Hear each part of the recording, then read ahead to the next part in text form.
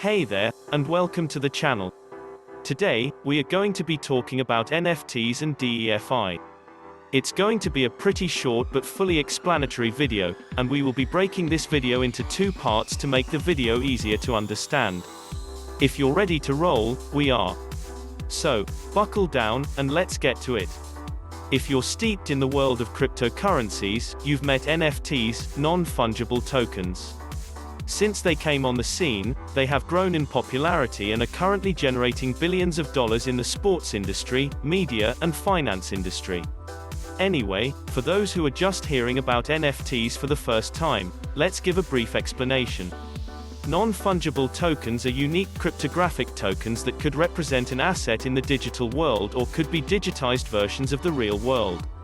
The non-fungible part of their name means that they can't be replaced by another token or exchanged with another token. NFTs are used to show ownership and authenticity of an asset on the blockchain. They are also not divisible and tend to be quite scarce. Now, thanks to advancements in tech, the way we invest our money are evolving. So, NFTs are gradually becoming an asset and people are putting their money into. There are several websites where you can buy NFTs like Foundation, NBA Top Shot, OpenSea, and Nifty Gateway. In fact, Tom Brady plans to launch his own NFT platform, Autograph, very soon. Did you know that you can now buy and sell tweets? Jack Dorsey, for instance, sold his very first tweet for a mouth-watering $2.9 million. NFTs are the new digital baseball cards like Anthony Citrano, CEO and founder of Acquisant. Now, all that said, there are still a few things you want to keep in mind before buying NFTs. First off, buying an NFT is buying a digital token. This digital token can either link back to a physical item or to a digital item. Now, NFTs aren't exactly cheap, so it is essential you buy from a credible source so you don't lose your money. You could get some NFTs that sell for about $20 and on legit websites too. But mainly, NFTs sell for millions of dollars, and you could either buy them with fiat currency or Ethereum. Another thing to know about NFTs is that, right now, there is the potential for fraud, and there are a couple of ways that could happen. On the one hand, someone could sell NFT linked to something they don't own or have rights to. You only need to search NFT fraud on Twitter to see what we're talking about. Many artists have had their works stolen and repurposed. On the other hand, some claim that their NFT links to one thing when it links to something else. So, there are still enormous challenges with authenticity, which is why it is imperative for you to only buy from someone you trust.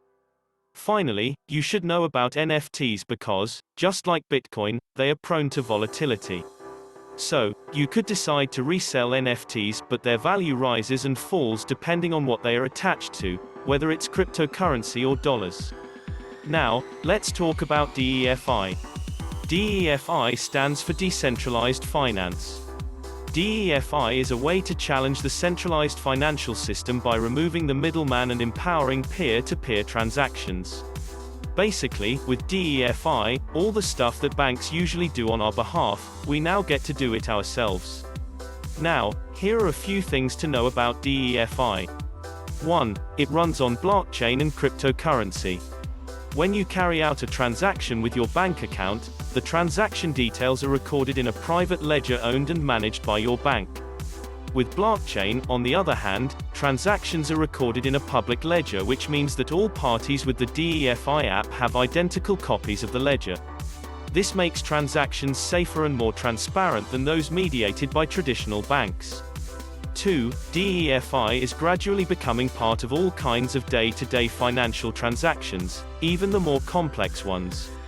Unique apps power it, called decentralized apps called dApps, and other programs referred to as protocols that handle transactions using Bitcoin and Ethereum. However, Ethereum has a broader range of uses, which is why it is more often used. Right now, apps and protocols are used by traditional financial institutions to facilitate payments, trade securities and insurance. They are even being used to boost lending and borrowing and create e-wallets, stablecoins, and NFTs. Now, the third thing to know about DEFI is that it has its risks too. And, of course, that's to be expected. DEFI is still a recent innovation and hasn't been effectively stress tested through widespread use over a long period of time. Plus, there's also the ever-hanging threat of regulation by the government. But there are even more risks. For instance, there are no rules with DEFI. And to be honest, DEFI has thrived without it so far, but then again, what happens if a transaction goes south? There's no one to turn to. Also, while a blockchain is unhackable, it's not the same for DEFI. There are certain aspects of DEFI that can be hacked.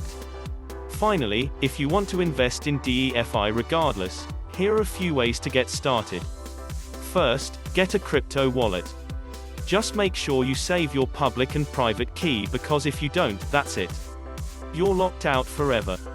2. Consider getting stablecoins to protect you from the price swings that DEFI is notorious for. You can do this through TrueFi. So, which of these would you be investing in? NFTs or DEFI? Do let us know in the comment section. We'd love to hear from you. Don't forget to like this video, subscribe to the channel, and hit the notification button if you enjoyed this video. We'll catch you in the next one.